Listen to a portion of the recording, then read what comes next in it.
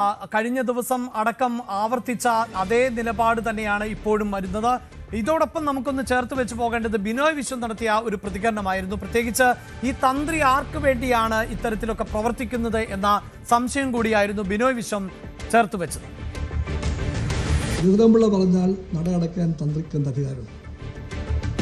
അയ്യപ്പനേക്കാളും വലിയ ശ്രീധരൻപിള്ളയുണ്ടോ? ഉണ്ടോ?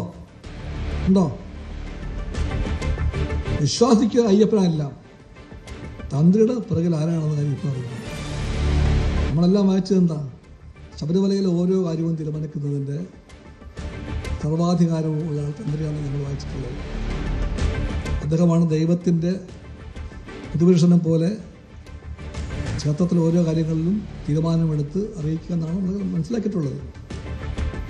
ഇതായിരുന്നു ബിനോയ് വിശ്വത്തിന്റെ പ്രതികരണം. ബിനോയ് വിശ്വം എങ്ങനെയാണ് പി എസ് ശ്രീധരൻപിള്ള പറഞ്ഞാൽ അക്കാര്യങ്ങൾ തന്ത്രി ചെയ്യുക എന്നുള്ളതാണ്.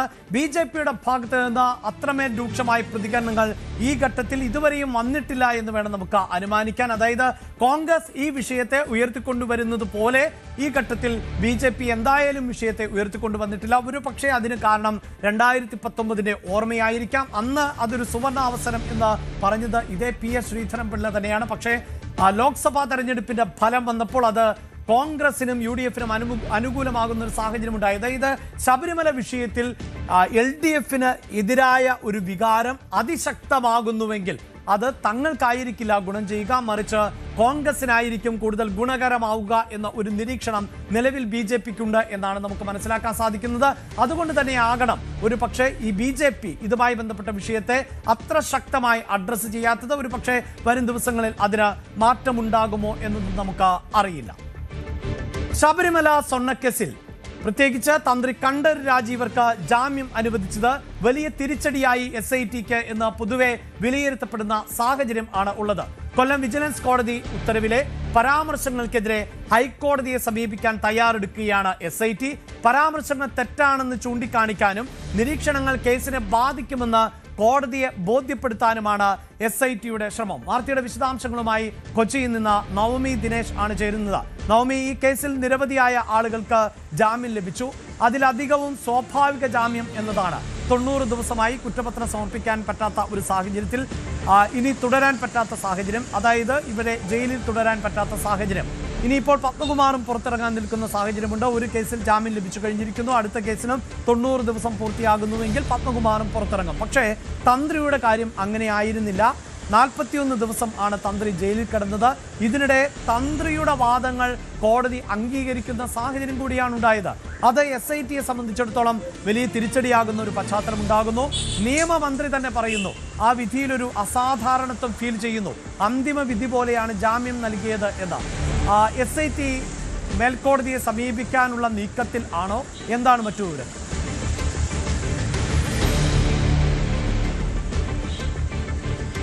അഭിലാഷ്, ഈ മന്ത്രിയെ രക്ഷിക്കാൻ തന്ത്രിയെ കുടുക്കി എന്ന തരത്തിലുള്ള വലിയ വിമർശനമാണ് പ്രതിപക്ഷത്തിന്റെ ഭാഗത്തു നിന്നുമൊക്കെ ഉയരുന്നത്. അതിനിടയിലായിരുന്നു ഈ കൊല്ലം വിജിലൻസ് കോടതിയുടെ ജാമ്യം അത് SITക്ക് തന്നെ തിരിച്ചടിയാകുന്ന സാഹചര്യം.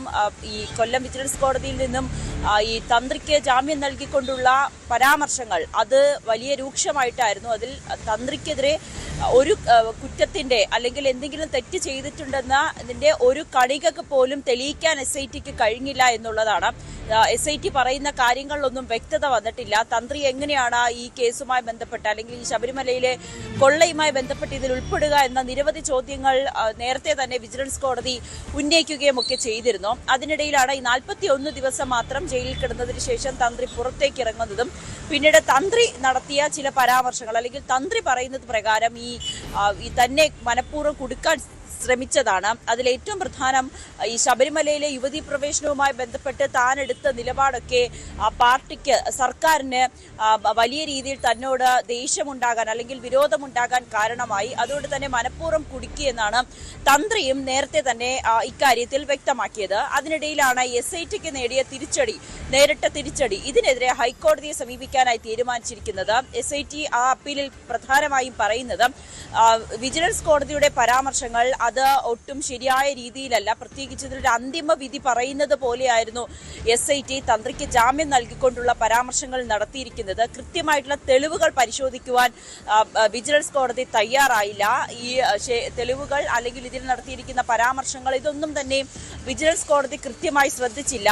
ഒരു ഏകപക്ഷീയമായിട്ടുള്ള, അതായത് തന്ത്രിക്കെതിരെ കൃത്യമായിട്ടുള്ള തെളിവുകൾ ഉണ്ടായിട്ട് പോലും അത് കൃത്യമായി പരിശോധിക്കാതെയുള്ള ഒരു ജാമ്യമാണ് തന്ത്രിക്ക് നൽകിയതെന്നാണ് SIT പ്രധാനമായും പറഞ്ഞു വെക്കുന്നത്.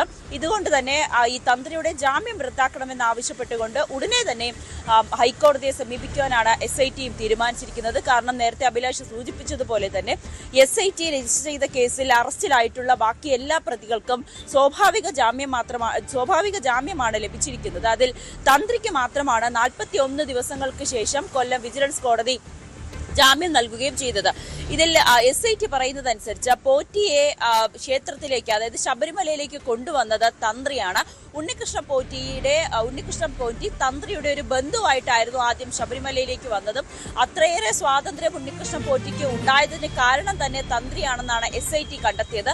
പക്ഷേ ഇവർ തമ്മിലുള്ള ഒരു സാമ്പത്തിക ഇടപാടുണ്ടോ എന്ന ചോദ്യത്തിന് കൃത്യമായിട്ടുള്ള ഒരു ഉത്തരം പറയാൻ കോടതിയിൽ പറയാൻ SITക്ക് കഴിഞ്ഞതുമില്ല. അതുകൊണ്ട് തന്നെയാണ് ഇതിലെങ്ങനെയാണ് തന്ത്രിക്ക് ഈ ശബരിമലയിലെ കൊള്ളയുമായി ബന്ധപ്പെട്ട അല്ലെങ്കിൽ ഉണ്ണികൃഷ്ണൻ പോറ്റി നടത്തിയ തട്ടിപ്പുമായി ബന്ധപ്പെട്ട തന്ത്രിക്ക് അവിടെ ഒരു സാമ്പത്തിക നേട്ടമുണ്ടായെന്ന് എന്തിന്റെ അടിസ്ഥാനത്തിലാണ്, എന്ത് തെളിവിന്റെ അടിസ്ഥാനത്തിലാണ് പറയുന്നതെന്ന വിജിലൻസ് കോടതിയുടെ ചോദ്യത്തിന് SIT നൽകിയ മറുപടി ഈ ഒരു ഫിനാൻസ് സ്ഥാപനത്തിൽ 2 കോടിയിലേറെ രൂപ തന്ത്രിക്ക് നിക്ഷേപമുണ്ട് എന്ന രീതിയിലുള്ളൊരു തെളിവായിരുന്നു നൽകിയത്. പക്ഷെ അതിൽ പോലും സ്വാഭാവികമായും ശബരിമലയിലെ വരുമാനം, പ്രത്യേകിച്ച് മണ്ഡലകാലത്ത് തന്ത്രിക്ക് ലഭിക്കുന്ന വരുമാനത്തെക്കുറിച്ച് നമുക്കറിയാം. അത്തരത്തിലുള്ളൊരു വരുമാനമാണ് അവിടെ ശബരിമല തന്ത്രിക്ക് ലഭിച്ചതെന്നായിരുന്നു തന്ത്രിയുടെ അഭിഭാഷകൻ കോടതിയെ ബോധിപ്പിച്ചത്. ഇതൊക്കെ തന്നെയാണ് തന്ത്രിക്ക് ജാമ്യം നൽകുവാനായി കോടതി തീരുമാനിച്ചതും എന്നാണ് വ്യക്തമാകുന്നത്. അങ്ങനെയെങ്കിൽ SITയുടെ തുടർ നടപടിയിൽ ഹൈക്കോടതി എന്ത് തീരുമാനമെടുക്കുമെന്നുള്ളതാണ്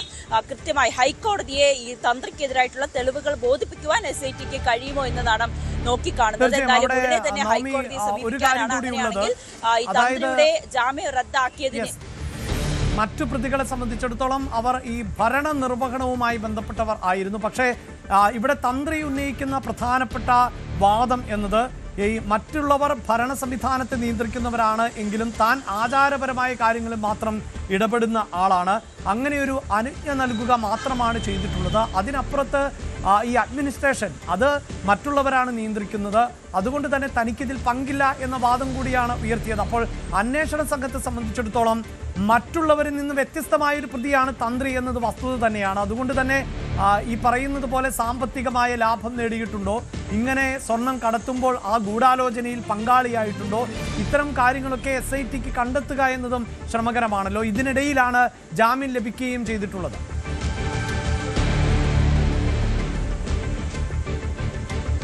തന്ത്രിയുടെ വാദങ്ങളെല്ലാം പൂർണ്ണമായും കോടതിയെ ബോധിപ്പിക്കാൻ കഴിഞ്ഞു. വിജിലൻസ് കോടതി പരിശോധിച്ചതിൽ നിന്നും തന്ത്രിയുടെ അഭിഭാഷകൻ പറഞ്ഞ കാര്യങ്ങൾ, ഈ തന്ത്രിക്ക് എങ്ങനെയാണ് ഇത്തരത്തിലൊരു ഈ സ്വർണ്ണപ്പാളി കൊടുത്തുവിടാൻ കഴിയുക, അത് താന്ത്രികമായിട്ടുള്ള കാര്യങ്ങൾ മാത്രമല്ല അദ്ദേഹത്തിന് ചെയ്യാൻ കഴിയുന്നത്, അഡ്മിനിസ്ട്രേഷൻ ഭാഗത്ത് നിന്ന് അദ്ദേഹത്തിന് ഒരു ഇടപെടലും നടത്താൻ കഴിയില്ല എന്ന വാദത്തെ പൂർണ്ണമായും വിജിലൻസ് കോടതി അംഗീകരിച്ചു. അതോടൊപ്പം തന്നെയാണ് ഞാൻ നേരത്തെ സൂചിപ്പിച്ചതുപോലെ തന്നെ തന്ത്രിയുടെ വരുമാനത്തെക്കുറിച്ചുള്ള സംശയങ്ങൾ SIT കോടതിയിലേക്ക് പറഞ്ഞപ്പോൾ അത് മണ്ഡലകാലത്ത് എത്രമാത്രം വരുമാനമുണ്ട്, അതുകൊണ്ട് എങ്ങനെയാണ് ഇത് ഈ ശബരിമലയിലെ കൊള്ളയിൽ നിന്ന് ലഭിച്ച പണമാണ് തന്ത്രിക്ക് ലഭിച്ചതെന്ന് എന്തിന്റെ അടിസ്ഥാനത്തിൽ പറയാൻ കഴിയും? ഈ നെടുമ്പറമ്പ് ഫിനാൻസിൽ 2 കോടി രൂപ നിക്ഷേപിച്ചു എന്ന് പറഞ്ഞു. പക്ഷെ അതെങ്ങനെയാണ് ഈ ശബരിമലയിലെ പണം അല്ലെങ്കിൽ ഈ തട്ടിപ്പിലൂടെ കിട്ടിയ പണമാണ് അല്ലെങ്കിൽ ഉണ്ണികൃഷ്ണൻ പോറ്റിയുമായിട്ടുള്ള സൗഹൃദത്തിലുണ്ടായ സാമ്പത്തിക ലാഭമാണ്, അതെന്ന് എങ്ങനെ തെളിയിക്കാൻ കഴിയും? ഈ ചോദ്യങ്ങൾക്കൊന്നും വിജിലൻസ് കോടതിയിൽ കൃത്യമായി ഉത്തരം പറയാൻ SITക്ക് കഴിഞ്ഞില്ല. അതുകൊണ്ട് തന്നെയാണ് ഒരു കണിക പോലും, അതായത് സംശയത്തിന്റെ അല്ലെങ്കിൽ കുറ്റം ചെയ്തു എന്നതിന്റെ ഒരു കണിക പോലും തെളിയിക്കാൻ SITക്ക് കഴിഞ്ഞില്ല. തന്ത്രിക്ക് ഇതുമായി ബന്ധപ്പെട്ട് ഈ ശബരിമലയിലെ കൊള്ളയുമായി ബന്ധപ്പെട്ട് പങ്കുണ്ടെന്ന് തെളിയിക്കാൻ SITക്ക് കഴിഞ്ഞില്ല എന്ന് പറഞ്ഞുകൊണ്ട് വിജിലൻസ് കോടതി അത്തരത്തിലൊരു ജാമ്യം പോറ്റിക്ക് അനുവദിച്ചത് 41-ാം ദിവസം അതിനെതിരെയാണ് നേരത്തെ മന്ത്രി പി രാജീവ് ഉൾപ്പെടെ പ്രതികരിച്ചത്. അതെങ്ങനെയാണ് ഒരു അന്തിമ വിധി പോലെ, ഒരു ജാമ്യം നൽകുമ്പോൾ കോടതിയിൽ നിന്ന് വന്ന പരാമർശങ്ങൾ ഒരു അന്തിമ വിധി നൽകുന്നത് പോലെയാണ്. ഈ തന്ത്രി കുറ്റക്കാരനല്ല എന്ന് വിധി പ്രഖ്യാപിക്കുന്ന പോലെയായിരുന്നു കോടതിയുടെ പരാമർശങ്ങൾ. അതെങ്ങനെയാണ് നടത്താൻ കഴിയുക? കൃത്യമായിട്ടുള്ള തെളിവുകൾ, SIT ഹാജരാക്കിയ തെളിവുകൾ പോലും വിജിലൻസ് കോടതി കൃത്യമായി പരിശോധിച്ചില്ല എന്നുകൂടി SIT വിമർശിക്കുന്ന സാഹചര്യത്തിൽ കൂടിയാണ് ഇപ്പോഴെന്തായാലും ഹൈക്കോടതിയെ സമീപിക്കുവാനായി തീരുമാനിച്ചിരിക്കുന്നത്. എന്തായാലും ഹൈക്കോടതിയുടെ തീരുമാനം അല്ലെങ്കിൽ ഹൈക്കോടതിയുടെ നിരീക്ഷണം ഇനി ഏത് വിധത്തിലാകുമെന്നാണ് ഉറ്റുനോക്കുന്നത്. അഭിലാഷ്, യെസ്, അതാണ് നവമി അവസാനിപ്പിച്ച പ്രധാനപ്പെട്ട പോയിന്റ് എന്നത്. ഹൈക്കോടതിയിലേക്ക് ഈ വിഷയം എത്തുമ്പോൾ ഹൈക്കോടതി ഇതിനെ എങ്ങനെ നിരീക്ഷിക്കുന്നു എന്നതിനും രാഷ്ട്രീയ പ്രാധാന്യമുണ്ട്. നമ്മൾ ന്യൂസ് ടെൻസിന്റെ തുടക്കത്തിൽ തന്നെ സൂചിപ്പിച്ചു കഴിഞ്ഞു. വളരെ കൃത്യമായി എന്നത് തെരഞ്ഞെടുപ്പിലെ ചർച്ചാ വിഷയം, തെരഞ്ഞെടുപ്പ് പ്രചാരണ വിഷയം ആകുന്ന സാഹചര്യം ഉണ്ടാകുന്നു. അവിടെ SIT ആണ് ഇപ്പോൾ ഈ സംഭവം അന്വേഷിക്കുന്നത്. സംസ്ഥാന സർക്കാരിന് കീഴിൽ ഉള്ള ഉദ്യോഗസ്ഥർ തന്നെയാണ്. അപ്പോൾ അവരെ ഉപയോഗിച്ചുകൊണ്ട് തന്ത്രിയെ കുടുക്കി എന്ന പ്രതിപക്ഷ ആക്ഷേപം നിലനിൽക്കുന്നതിന് ഇടയിലായിരുന്നു SITക്ക് ചില വിമർശനങ്ങളടക്കം കോടതിയിൽ നിന്ന് നേരിടേണ്ടതായി വന്നത്. മാത്രവുമല്ല, SITയുടെ വാദങ്ങൾ തള്ളിക്കൊണ്ട് തന്ത്രിക്ക് ജാമ്യം അനുവദിക്കുകയും ചെയ്തു. അതിനെ ചോദ്യം ചെയ്തുകൊണ്ട് ഹൈക്കോടതിയിൽ പോകുമ്പോൾ ഹൈക്കോടതിയുടെ ഉത്തരവ് തന്ത്രിക്ക് എതിരാണ്.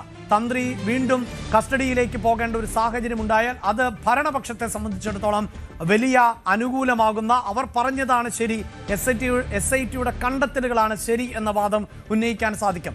അതേസമയം ഈ പുറത്ത് ഇറങ്ങിയ തന്ത്രിക്ക് ജാമ്യം തുടരുന്ന സാഹചര്യമാണ് എങ്കിൽ ഇതാ ഹൈക്കോടതിയും ജാമ്യം അനുവദിച്ചിരിക്കുന്നു. അപ്പോൾ ഇത് ആസൂത്രിതമായിരുന്നു, ഇത് ഗൂഢാലോചനയായിരുന്നു, അങ്ങനെ തന്ത്രിയെ കുടുക്കിയതാണ് മന്ത്രിയെ രക്ഷിക്കാൻ എന്ന വാദം കൂടുതൽ ശക്തമായി ഉന്നയിക്കാൻ പ്രതിപക്ഷത്തിനും സാധിക്കും. അതാണ് ഈ നിയമപരമായ ഇതിനോടൊപ്പം തന്നെ ചേർത്ത് വെച്ചുകൊണ്ട് പറയേണ്ടത്. കൂടുതൽ വാർത്തകൾക്ക് News 18 Keralam YouTube channel subscribe ചെയ്യുക.